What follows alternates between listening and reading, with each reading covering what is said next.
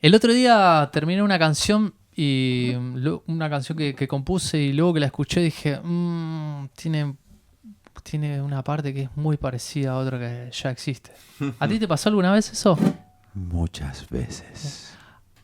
A todos los que están del otro lado seguramente le pasó muchas veces, ¿no? Pero ¿de qué hablamos cuando hablamos de plagio?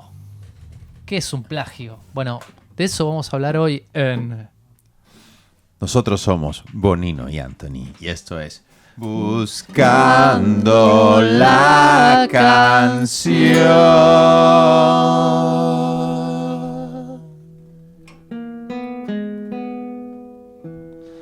Con nuevo equipamiento, estamos nueva tecnología, en cualquier momento, nada, esto es la NASA, Anthony. Esto se va para arriba tecnológicamente. Hay una pequeña relación entre la NASA y la nada, pero vamos para Casi, adelante. bien. Bueno, ¿qué es el plagio? ¿Y de qué hablamos cuando hablamos de plagio? Lo más importante, entender, vamos a hacer un pequeño recorrido histórico y vamos a hablar de técnicamente qué es. Luego vamos a hablar en el episodio de algunos juicios de plagios famosos en la historia de la música. Y por último vamos a hablar un poco desde la perspectiva que es la que más nos interesa a nosotros, que es la perspectiva artística de qué es eso del plagio. Bueno, para empezar, todas las leyes de propiedad intelectual, que es de lo que estamos hablando, nacen a fines del siglo XIX, y esta palabra que dije, la palabra propiedad, justamente implica que una canción o una obra de teatro que se registran como una propiedad son como si fuese una casa. O ¿no? una idea de un negocio, O una idea, o una máquina exactamente. que limpia platos, Exactamente, lo que fuera. exactamente. Es como si fuese tu coche. Si alguien quiere usar tu coche, ¿no? y tú se lo prestas, bueno, se lo alquilarás, ¿no? Te van a pagar por eso. Un poco de ahí viene todo el tema de cuando alguien plagia Sí. tu canción o usa tu idea y no reconoce esos derechos. Bueno, hay medidas judiciales. Vamos a decir también que el derecho editorial, que es un poco en lo que se sostiene todo esto, es la columna vertebral de la industria musical. Ahora ya para irnos un poco más a hablar de la música en sí. Todo está un poco edificado sobre el derecho editorial. Las discográficas y otras empresas que no son discográficas, que son editoriales, básicamente trabajan de eso, de resguardar, vamos a decir así, los derechos de la propiedad intelectual de los artistas que hacen canciones y que eventualmente las editan y a veces no las editan. Pero claro, bueno, es parte del derecho editorial, ¿no? Sí, el derecho editorial, yo diría que antes, hasta los años 2000 y pico, eso era literalmente la columna vertebral de la industria musical. Pero a raíz de que las ventas de los discos han caído, bueno, han desaparecido prácticamente, y se ha rescatado todo a través de la reproducción digital, Spotify y demás, hemos entrado en un periodo donde ya no es tanto la columna vertebral. Sí, exactamente. ¿Cuál es el problema? Por eso Estamos en el siglo XXI con leyes y con ideas del siglo XIX, ¿no? Donde grabar un fonograma implicaba una tecnología y un acceso un acceso de dinero a grabar que no lo podía hacer cualquiera. Hoy con un móvil podemos grabar un disco. O sea, eso es cosa de todos los días. Y las posibilidades de tomar una obra de otro y hacer algo con eso se han multiplicado a niveles infinitos, el sample. Y no le pongamos una palabra tan difícil. Me bajé algo de internet y lo usé en mi canción, ¿no? Eso que parece tan... En mi concierto. Claro, lo usé en mi concierto, o lo usé... Eso que es una cosa tan trivial y que los chicos ya nacieron con eso, los chicos jovencitos. Eso en el siglo XIX ni hablar, pero en el siglo XX era también impensado, era imposible hacer eso, no existía el acceso a eso. Entonces, si yo usaba información de un disco que estaba registrado editorialmente, iba a tener problemas. Hoy, de alguna manera, la industria en ese sentido se quedó, quiere cazar los ratones con guante de hace 200 años. Es correcto. Y ya no tiene forma prácticamente de hacerlo. Por eso hay todo este tipo de censura del algoritmo, o cuando subes algo a YouTube, o pasan estas cosas como cuando, no sé, Rick Beato sube un video sobre Led Zeppelin y se lo baja o se lo desmonetiza la plataforma, y él le dice, pero son tontos, yo le estoy haciendo ganar dinero a Led Zeppelin. Correcto. ¿No? Correcto. Sí, pues Rick Beato, si no me equivoco, puede ser el youtuber musical que más seguidores pueda tener, creo yo. Probablemente, pero está hablando de una música que ya es clásica. Digamos que los músicos que hicieron esa música están la mitad muertos y los otros son ya dos ancianos. Dos genios, digamos, pero es como hablar de los Beatles. Los Beatles no existen más, digamos. No, pero exacto. Y luego lo que sucede es que para que esta obra, que aunque es clásica, todavía sigue siendo remunerable editorialmente hablando, para que esa música siga escuchándose, requiere de una publicidad, una promoción, y canales como lo de Rick Beato. Que Rick Beato lo está haciendo gratis, esa publicidad. Bueno, él lo está haciendo gratis, pero él te vende un cursito de música. Por supuesto, pero a lo que voy, el servicio que le está prestando él a Led Zeppelin se lo está haciendo de manera gratuita. Gratis. Sí, exactamente. ¿No? Bueno. Correcto. Y yo pienso que él le está haciendo un servicio a los músicos para dar a conocer su obra. Pero claro. Y nos está haciendo un servicio a nosotros, los que consumimos la música, para descubrir músicas. Y fíjate tú, que artistas... ¿Tú te acuerdas cuando éramos niños que Jimi Hendrix era un artista muy famoso, muy mainstream? Recuerdo. ¿Qué es Jimi Hendrix ahora?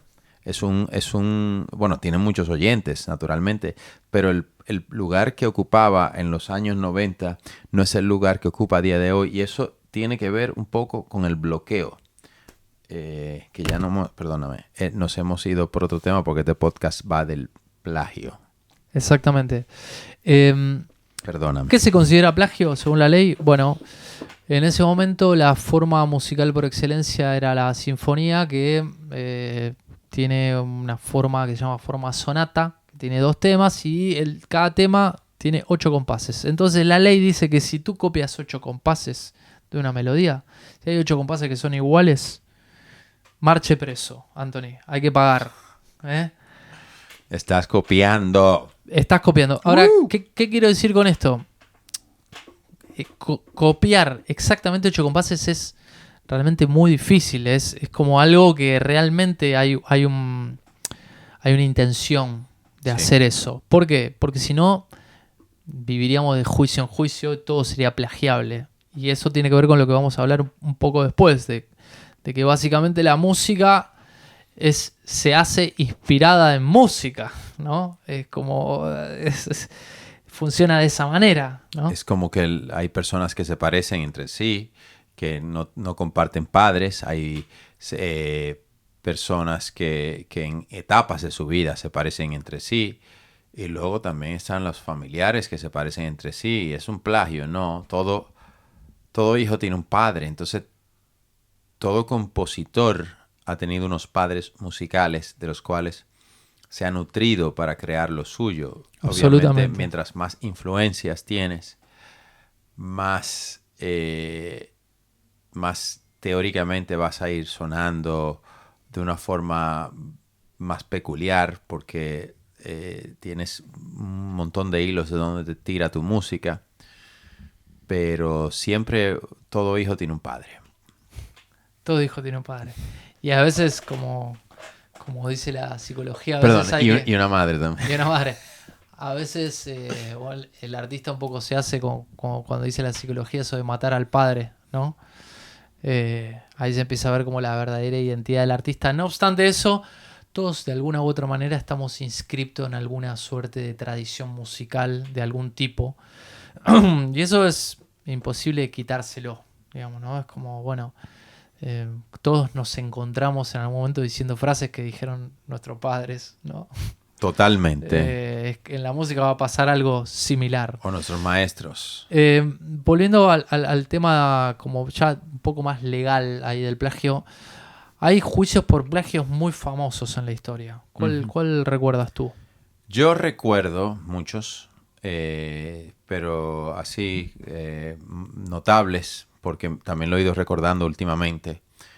Está uno que sufrió George Harrison con My Sweet Lord y una canción de ¿cómo se llama? De Motown. Oh my, oh my.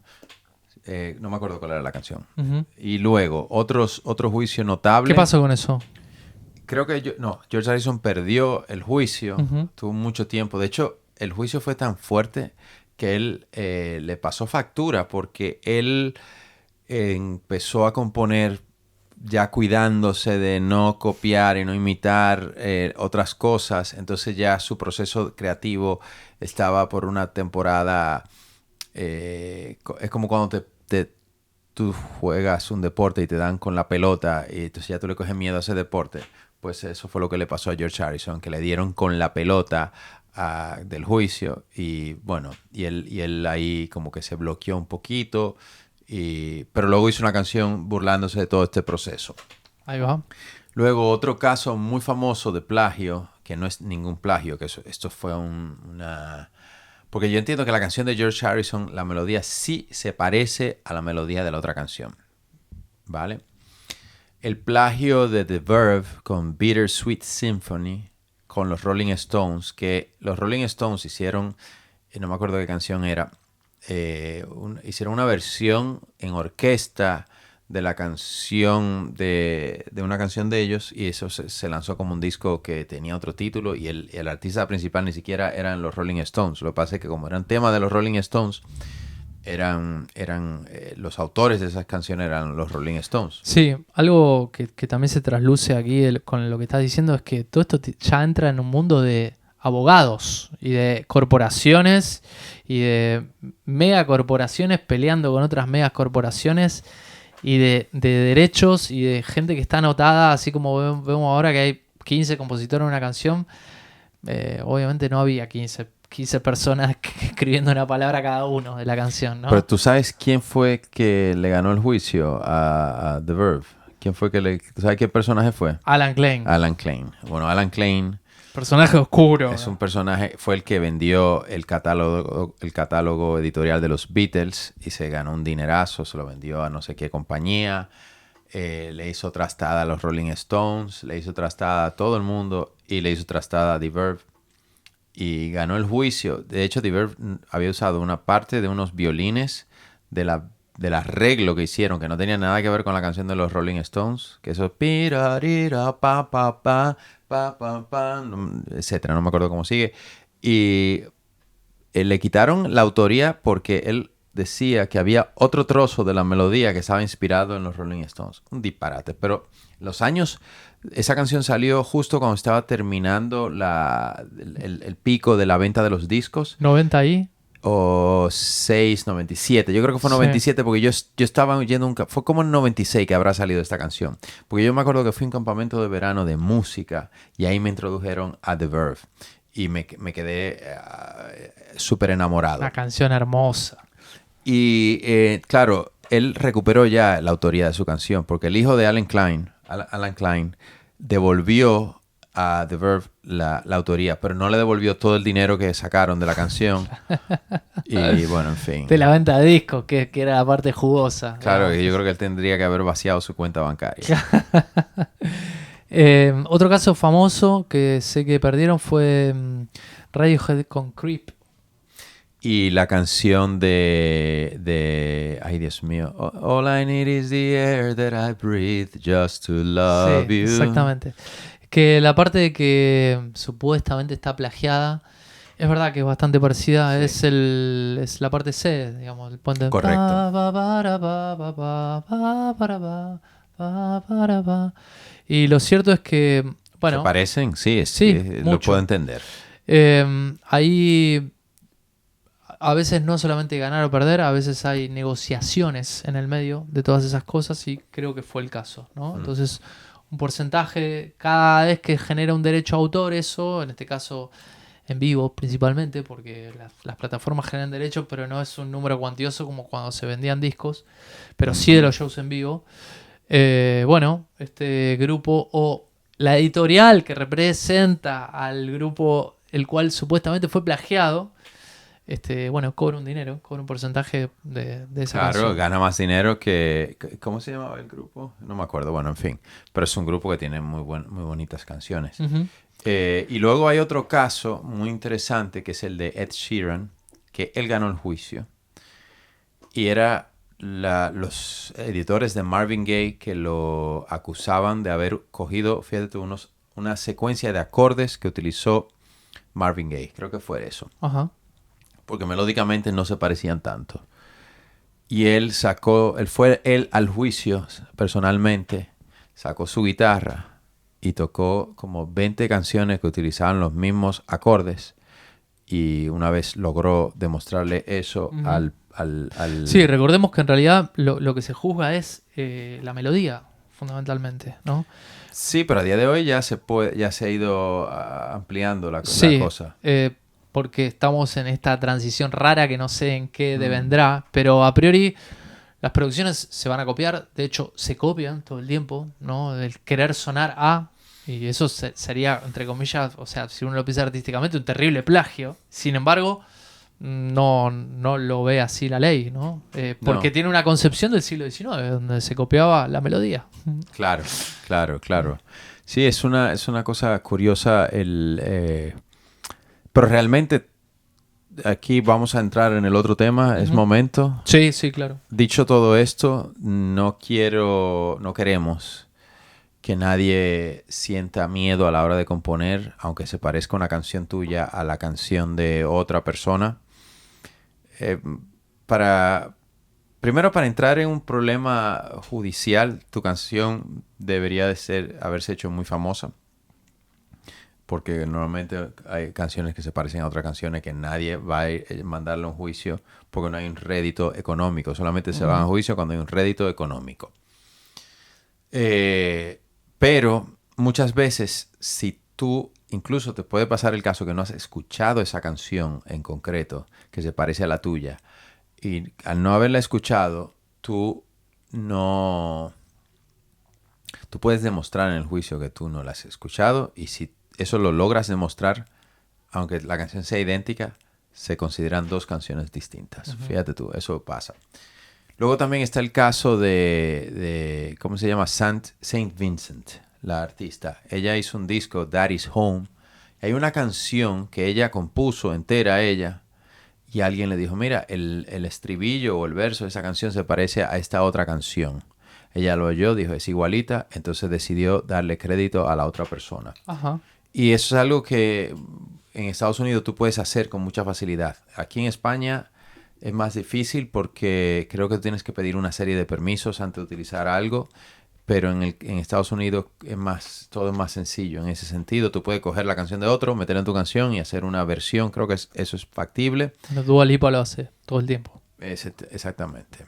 Pero no tener miedo de sonar parecido a ni nada por el estilo, porque todo hijo tiene un padre, número uno. Número dos, no se puede componer con miedo, se tiene que componer con deseo de contar algo. Los que están escuchando este podcast y son creadores musicales, pues esto trata de tú tener esa fuerza enorme que te llama a componer. Aunque tú lo estés haciendo por pago, que tú estés trabajando para otros artistas, estés imitando sus estilos, o lo que fuera, o tú lo estés haciendo para comerciales de televisión, o lo que sea, tú tienes que tratar, sin lugar a dudas, de que esto salga como que sea una cosa visceral, en cierta manera, o haya algo de visceral, o sea, que no estés capado componiendo, esquivando balas, porque ahí no vas a componer, ahí vas a No, hacer claro, desde el miedo no va a pasar nada interesante. interesante. A mí me gusta el encare que tienen los artistas visuales, los artistas plásticos, respecto a eso. Que no solamente no existe el plagio, sino que hay incluso obras que dicen inspirada en, Correcto. ¿no? Y trato de pensar eso en la música, de que no sentirse inhibido porque esto puede ser parecido a, sino todo lo contrario. Incluso hasta usar esa canción o esa armonía que te gustó o esa melodía que te gustó como trampolín para una nueva cosa, porque en definitiva de eso se trata la evolución artística. Nadie nace de un repollo, tal como dijiste tú. Y es inevitable que todos tengamos un color, una influencia, un peso de algo que hemos escuchado en otro momento. Correcto. Y nuestra tarea como artistas será en algún momento eso, darle una nueva marca, un color personal, imprimirle tu personalidad y tus posibilidades, que es algo que se dará con tiempo y que se dará tal como lo dijiste tú, es algo medio de las vísceras, no es algo planeado. Ahora, lo peor que yo puedo hacer es intentar sentarme a hacer algo con miedo a que se parezca a otra cosa. Muy comunes entre los músicos, así como intentar como desacreditar a veces a alguien. Ah, esa canción es igual a la de... ¿No? Sí. Escucha esta banda que me encanta. Conocí este grupo este otro día y es igual a... ¿No? Sí, es una forma que... Y todos hemos pecado de utilizar ese desprestigio. Y realmente no está bonito. No, si es algo que se parece. No pasa nada. Si ese artista logró hacer algo a partir de... Perfecto. Puede ser que tenga influencia, puede ser que un poco parecido. Por supuesto, bueno, dale rodaje. Vamos a ver si eso en algún momento no empieza a tener... Los Beatles cuando empezaron eran como Buddy Holly, eran como sí, claro. Little Richard, claro. Era como mezclado con otras es cosas. Que todos somos un poco como... Somos ¿no? un poco como, claro. Y luego lo que tú acabas de decir, dale un poco de rodaje. Porque el tiempo pone mira el caso de Mecano. Mecano siempre hizo música interesante, en mi opinión, para mi gusto. Pero cuando ellos empezaron, ellos sonaban como los New Romantics, era ese estilo, y hacían canciones muy lindas. Pero con el tiempo y a medida que iban madurando, iban componiendo, ellos fueron desarrollando su propia personalidad porque lo tenían. Entonces, creo que no hay que tener miedo a sonar A, porque repite y se te va a ir formando una se hace identidad. Camino al andar, ¿no? Exactamente. Se hace camino al andar. Y también esto que quizás el otro día estaba pensando de poder hacer como una buena temática, el misterio de la creación, ¿no? Nosotros empezamos con algo, no sabemos en qué va a derivar. Pues ¿no? ahí tenemos el tema para un siguiente podcast. El misterio de la creación, ¿no? Estamos probando cosas. No tenemos que esperar un resultado que se parezca o no se parezca a algo. Estamos jugando. Bueno, creo que hemos dado una visión bastante interesante del tema. El asunto, y nosotros somos Bonino y Anthony, y esto es Buscando la Canción.